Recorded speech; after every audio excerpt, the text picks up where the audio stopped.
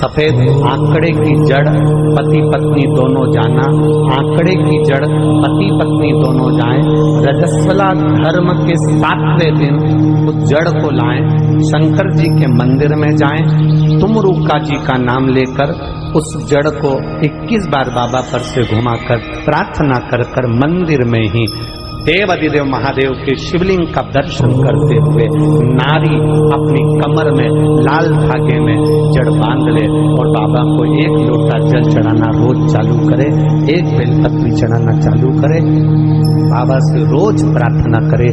कभी बेलपत्र सेवन करते बन जाए तो करो, नहीं तो जल चढ़ाकर आचमन करो और बाबा से प्रार्थना करना, बाबा सबको दिखा लिया, सबके सामने झोली फैला ली, ना जाने कहां कहां जाकर मैंने सिर झुका लिया, अब तेरे भरोसे पर हूं, कहीं नहीं जाऊंगी, अब गोदी में संतान देगा तो तू देगा। भैरव की परिक्रमा कर कर तब स्तुति की है ब्रह्मा जी, भैरव की परिक्रमा, हनुमान जी की परिक्रमा, भैरव की परिक्रमा, शंकर भगवान की परिक्रमा, शिव जी के जितने रुद्र अवतार हैं, शंकर भगवान के जितने अंश अवतार हैं, इन सब की परिक्रमा का भाव 3 परिक्रमा का। कितनी परिक्रमा? 3। काल भैरव, भैरव की परिक्रमा कितनी होती है? जम के बोलो 3। हनुमान जी की परिक्रमा कितनी होती है? 3। शंकर के जितने अवतार, मेरे भोलेनाथ के जितने रुद्र अवतार हैं, मेरे शिव के जितने अवतार हैं, मेरे शंकर के जितने अंश अवतार हैं, उनकी सबकी परिक्रमा 3 है। सबकी परिक्रमा 3।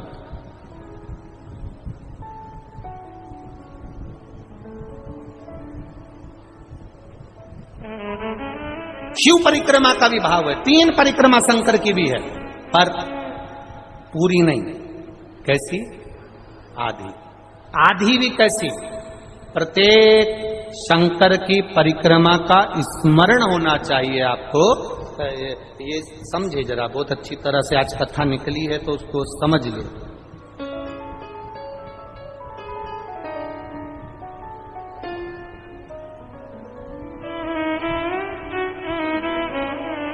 जैसे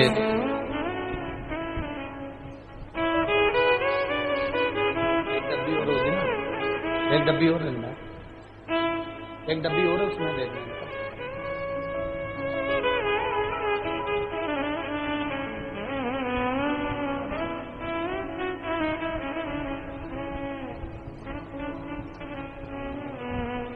जैसे ये शिवलिंग है, बहुत सावधानी से समझना, सावन का महीना है, बहुत प्रेम से समझिएगा। शिव की आदि परिक्रमा जब हम करते हैं, उस परिक्रमा का फल हमें बाबा कब प्रदान करते हैं वो समझने वाला विषय, ठीक है। ये शिवलिंग, ये जलाधारी, ये भगवान के चरणारविंद जहां गणेश, कार्तिकेय, अशोक सुंदरी है, उस स्थान का। अब मंदिर के बीच में गर्भगृह में ये शिवलिंग रखा है। हम जब परिक्रमा चालू करते हैं तो यहां से यूं गए और यहीं से हम वापस आ गए, वापस हम यहीं से आ गए। शंकर की परिक्रमा पूर्ण कब मानी गई? आधी परिक्रमा को पूर्ण कब कहा गया? शिव की परिक्रमा को हम पूर्ण कैसे मान सकते हैं? हम कहते हैं, हमारे शास्त्र कहते हैं कि शंकर की 3 परिक्रमा करो, या भगवान की 3 परिक्रमा करो, या देवता की 3 परिक्रमा करो। परिक्रमा का फल कब मिलता? परिक्रमा का अंश फल कब मिलता? शिवलिंग जलाधारी मंदिर के बीचों बीच है।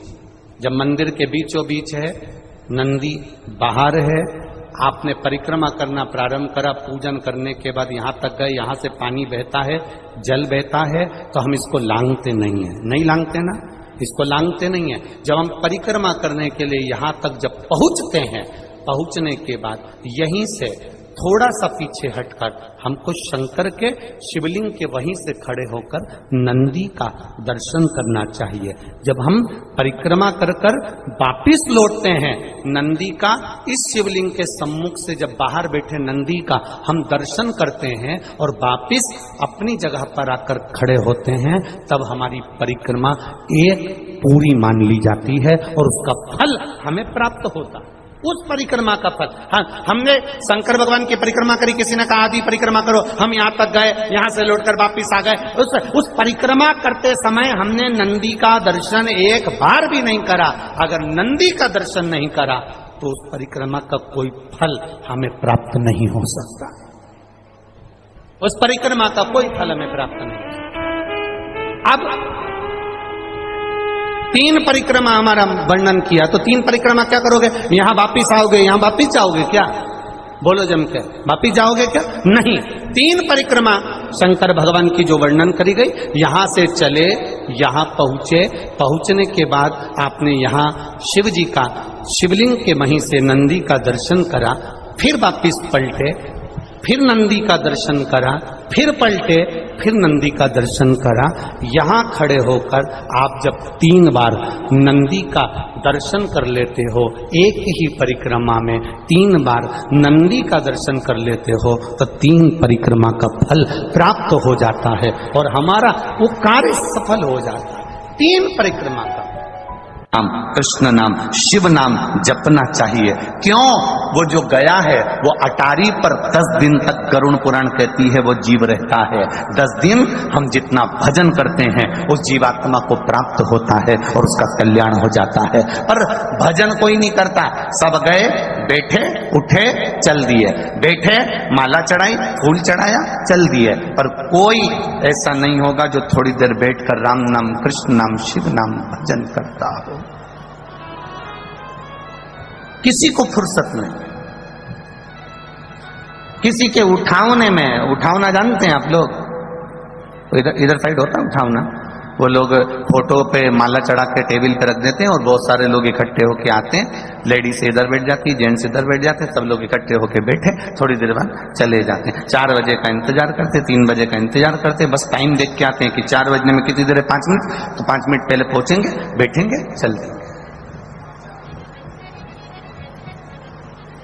ना। किसी के यहां जाओ तो भगवत भजन के लिए जाओ, स्मरण के लिए जाओ, एक लगन लगाकर जाना कि मुझे शिव तत्व की भक्ति प्रदान करना, लेना भी है, देना भी है।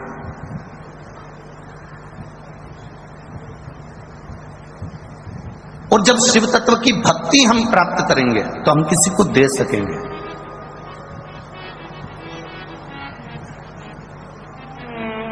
कुछ है आपके पास में तो आप दोगे, कुछ नहीं है आपके पास में तो आप कुछ नहीं दोगे। नंदराय जी के पास में 10 लाख गाय थी, भगवान कृष्ण का जन्मोत्सव मनाया तो गौओं का दान दिया।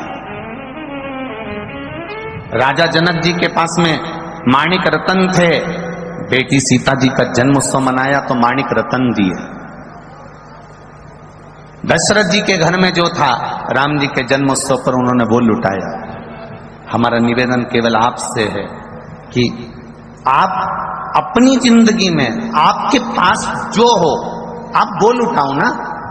हमने तो कभी इस व्यासपीठ से नहीं कहा कि तुम लाखों की संपदा लुटा दो, करोड़ों का धन लुटा दो, बहुत सारा पैसा लुटा दो। हमने कभी ये नहीं कहा आपसे कि आप करोड़ों की जायदाद लुटा दो। हम तो इतना कहेंगे कि आपको परमात्मा ने जन्म दिया था, 21,600 श्वास परमात्मा ने देकर भेजा था, 3.5 करोड़ रोम छिद्र परमात्मा ने देकर भेजे थे। 21,600 श्वास तुम्हारे पास में है। आप धन मत लुटाओ, आप संपदा मत लुटाओ, आप वैभव मत लुटाओ। आपसे तो केवल इतना निवेदन है, 21,600 श्वास जो परमात्मा ने तुमको दी है, उस 21,600 श्वास में जो तुम राम नाम, कृष्ण नाम, शिव नाम ले रहे हो, वो भजन दुनिया को लुटाने का कार्य प्रारंभ कर दो। जीवन का एक आनंद की अनुभूति अपने आप आपको प्राप्त हो जाएगी।